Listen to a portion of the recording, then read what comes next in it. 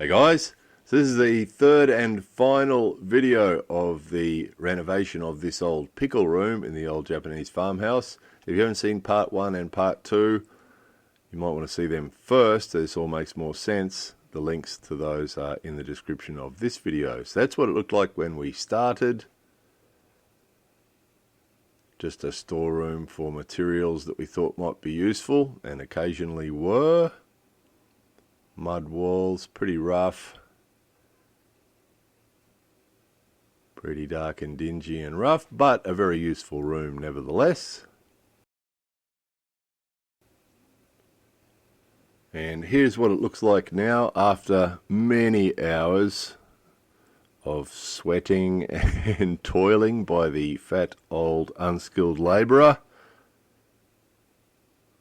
So that ceiling wasn't in bad condition, but where the sheets up there were joined, it was starting to look like it might come apart in the future. So just to be sure, just put strips across where there were joins. The rest of it seemed to be pretty good. Just where there were joins, it just looked like it had the potential to give us trouble in the future. So it made sense just to put a couple of strips across to support it.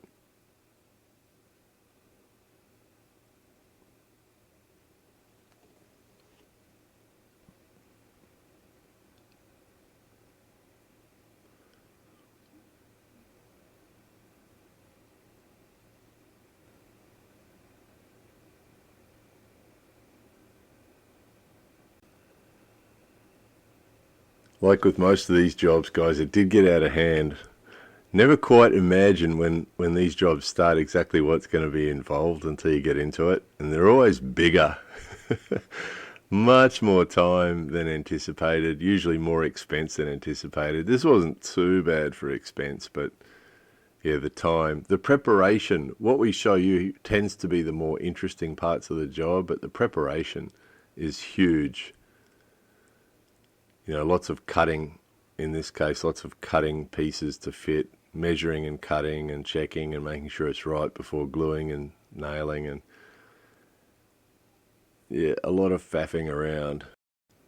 So just to show you the conditions, guys, get ready for a really loud noise. Here it comes.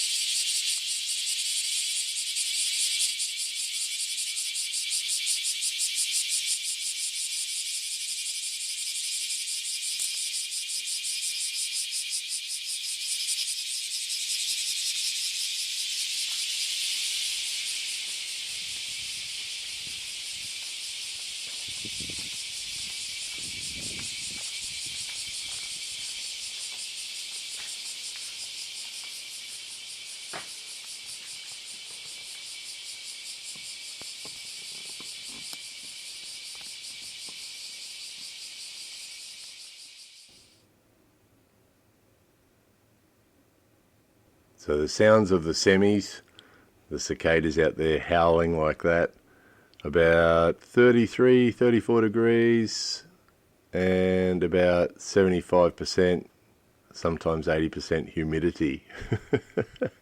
So pretty steamy conditions to be working in.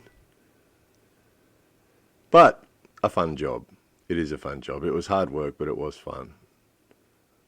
Always fun to transform something that was so unpleasant into something nice. And at this stage, the smell of the room had changed.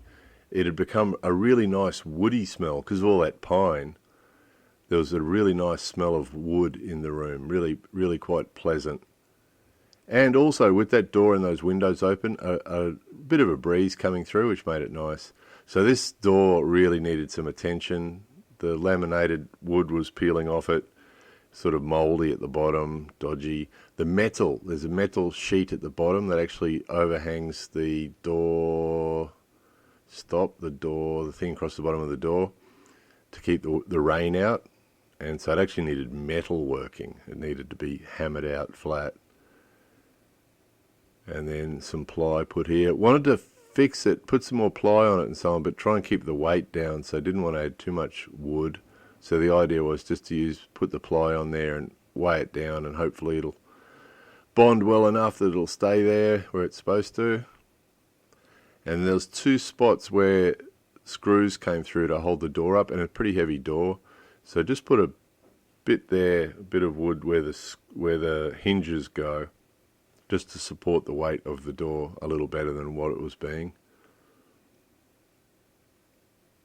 So that's the end result of that. Funny old door latch there. See the door latch? It slides across. That's really old style. So just let it sit there for a while to dry. So quite often these jobs don't happen in the sequence that you see them either. So in this case it does. The door's lying on the floor there drying. So started going with the sealer. It's a sealer. It's sort of like a primer well, it's a sealer really. It seals the wood, doesn't it? So it's clear. It's like milk. So it's not very interesting to watch because you can't see where it's been done. It's like milk. Hey, how's a comfy chair there? The old office chair. The back broke off the office chair. So rather than throw it away, really handy thing to have on jobs like this.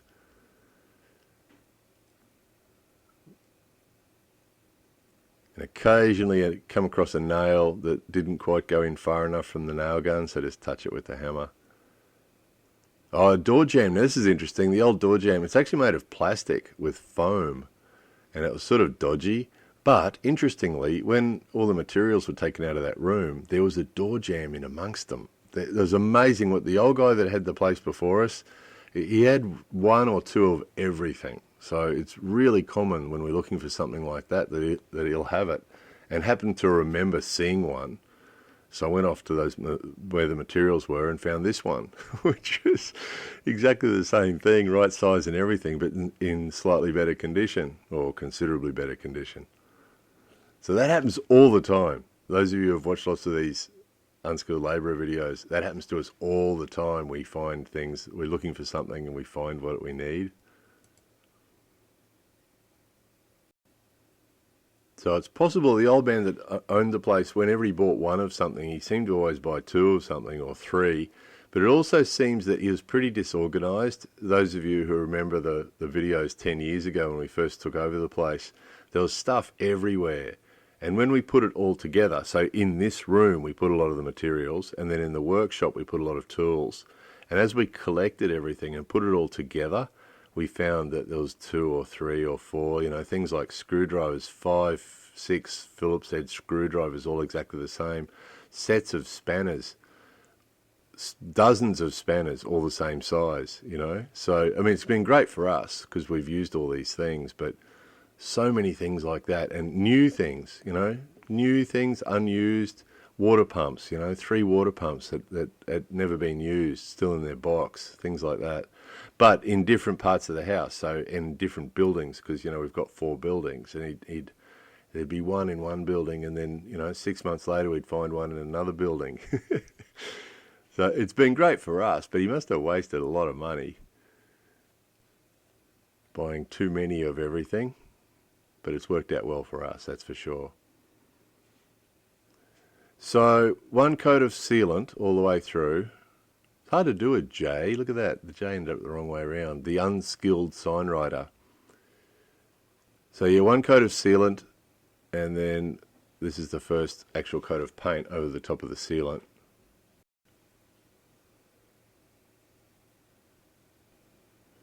That long handle on the roller is the way to go, guys. It allows you to use your whole body when you're doing it, rather than just your one arm that you'd use if it was a short roller. And of course you can do the sealing standing on the floor rather than climbing a ladder. Really is the way to go. Those of you who've done any sort of martial arts too, you can use your body, and it's a real interesting parallel with some of the Budo stuff we do in Aikido. We use a bow and a jo, which is just long stick. It's amazing how you can apply that to something like this. Sort of shares the load. Instead of getting one sore arm from doing this for hours on end, you use your whole body. It sort of shares the load a bit. It's going on reasonably well, isn't it? So we're not aiming for a perfect finish or a finish as good as what we'd aim for inside the house. Those of you who've seen the previous videos of the rooms that we did inside the house, we're aiming for a pretty good finish in there. But out here, this is going to be used as a games room. You know, kids are probably going to beat it up, or it might be used as a music room, or over the years it might be used for different things, but it's not really supposed to be like inside the house quality. So having said that, want to do a good job, but it's a balancing thing, how much money you want to spend, because every coat of paint we put on the place cost about 8,000 yen, so about $80 in paint. So how many coats do you want to do at $80 a coat? And then the time too, probably about, in total, could even be 8 hours, 6, 7, 8 hours to do the whole room, because it's really fiddly around where those cover strips are. You've got to do them by hand with a brush, so it's a real job. And the fiddly stuff like this, you know, taping up. And so that's fly screen there. Again, we're thinking about replacing that fly screen, but because we don't like the blue, it's a blue color, light blue color, but it's in good condition. And those of you who have kids and fly screens will know that the natural enemy of the fly screen, of the insect screen, is the child. They inevitably damage them. So I sort of weighed it up. How much time do you need to spend replacing the fly screens? And if you do so, how long before someone throws a ball at it? So the decision was keep the blue fly screens and clean them up. We cleaned them up, as you'll see later, and painted around them. And then if they get damaged by some child with a ball or something similar, then we'll replace them with new fly screen. So it's always a balancing act. It's an old house, you know, it's not a new house, it's an old house. So there's a balancing act between the amount of time and money that you should spend on it and doing a good enough job that, you know, you feel good about it when it's finished and everyone's happy to be in there. Some of you who've been in Japan might recognize that tin. That's the tin that the mosquito coils come in. But it's just a really good one to put paint in because there's no lip. There's no lip inside the tin, so if you put paint in there, it's just a really good tin for painting with.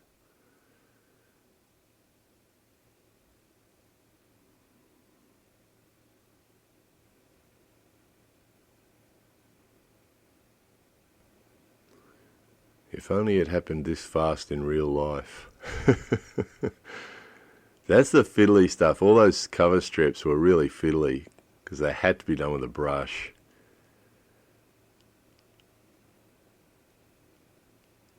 Bit warmer up there near the ceiling too.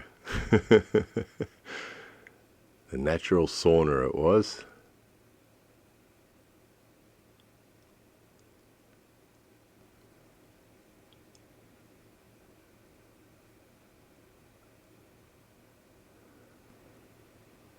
So these videos actually are the longest videos to make. We shoot hours and hours of video and it takes hours to edit them together. So by far these videos are the most effort, the most work we put into making videos. And also always a balancing act too, because there's some people that say they'd be happy to watch 4 hours of one of these jobs, and there's other people that obviously would prefer not to sit through an hour, watching an hour of some old dude painting. So it's a balancing act. How much to show you, you know, how much to cut it down, because we start with hours and hours of video, speed it up to 10 or 12 times, depending on what we're doing. If it's something that's a bit more interesting you might want to watch, we might speed it up to double speed or 4 times speed. But most of this painting and so on, it's 10, 12 times normal speed. And then cut, you know, you just see a little bit of it and then we cut it and a little bit of it and you cut it. So this is what it was looking like at this point, and it was weighing it up now. Okay, do we need to spend another $80, or do we want to spend another $80 and another 7 hours or so giving it another coat? If it was inside the house, probably would have, because it was still looked like it could go another coat. But out here, we weighed it up, and oh no, kids are going to be bouncing balls off the walls, and how perfect does it need to be? So I needed a light fitting, because the old hanging old light fitting was pretty crappy, and just happened to remember, some of you might remember the bedroom we did inside, the light there had 2 rings, which a lot of the Japanese light fittings have 2 rings, a bigger outer ring that's brighter and a smaller inner ring that's not so bright. And this one, the outer ring had died. There's nothing we could do about it. The actual doings had broken, and so you couldn't replace it. So it's only the inside ring was working on this light, but we kept it anyway. So, okay, that'll do. So, interesting little clip-on fitting in Japan. Clip it on, and then mount that on there. It wasn't quite as smooth as what it looked like in the video, by the way. There was a bit of fiddling involved there to make it click together. But it worked. Put the cover on.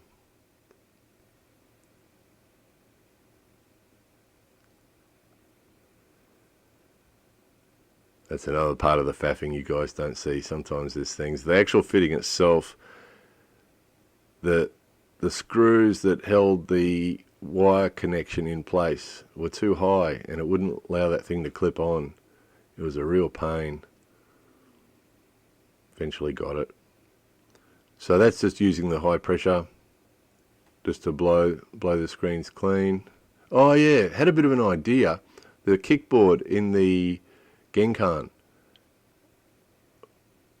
This is stain that we've used before on a bucket job you might have seen a long time ago, and that stain was left, and it's not quite enough. It said on the bottle that's enough for, the bottle's enough for 2 square meters. There's only about 25% in there, so it's water soluble. So filled it up with water, gave it a shake. Just the kickboard in the Genkan, that's not what it's called, no idea what it's really called, but this board in the Genkan, kids kick their shoes on and off. They're not supposed to, but all kids in Japan do it. They use that board, and a lot of adults, to kick their shoes on and off. So it gets the heck kicked out of it. So if you paint it white, it's going to end up with marks all over it from being kicked. So decided this was probably the go, just stain it. So probably didn't need to dilute that stain as much as I did actually. Probably a little bit less would have been okay. But gave it 2 or 3 coats. I'll put up that new, what do you call that, door jamb. And then time to measure and cut the floor covering, which again is going to look way more smooth than what it actually was.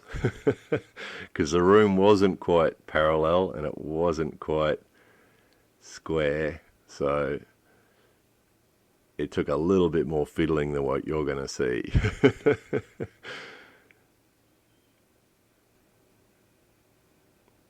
The unskilled floor thing layer. There we go. So that got to that point. There was actually a couple of bits there that weren't quite flush, had to be trimmed with a knife and fiddling around, and then this thing had to be measured and cut with a couple of interesting corners on it. Cover strip for the end.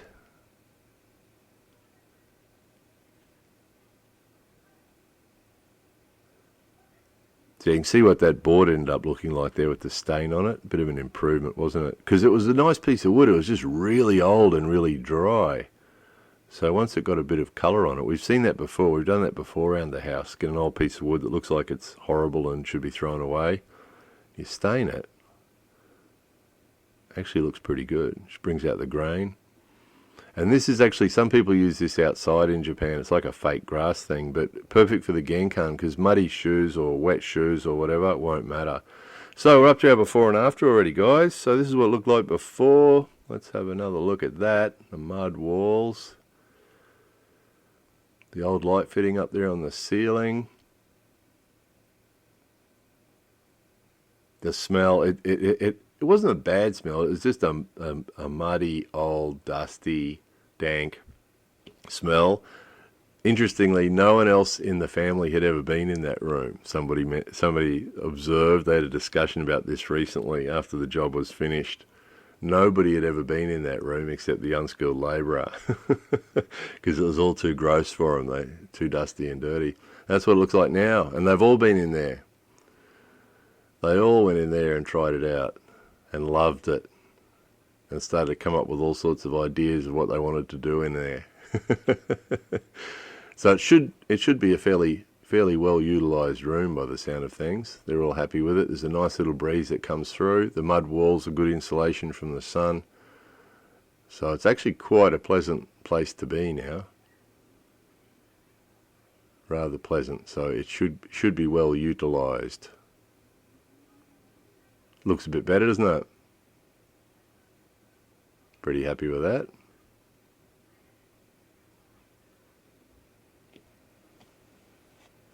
Got a couple more projects getting planned, guys, so hope you enjoyed that one.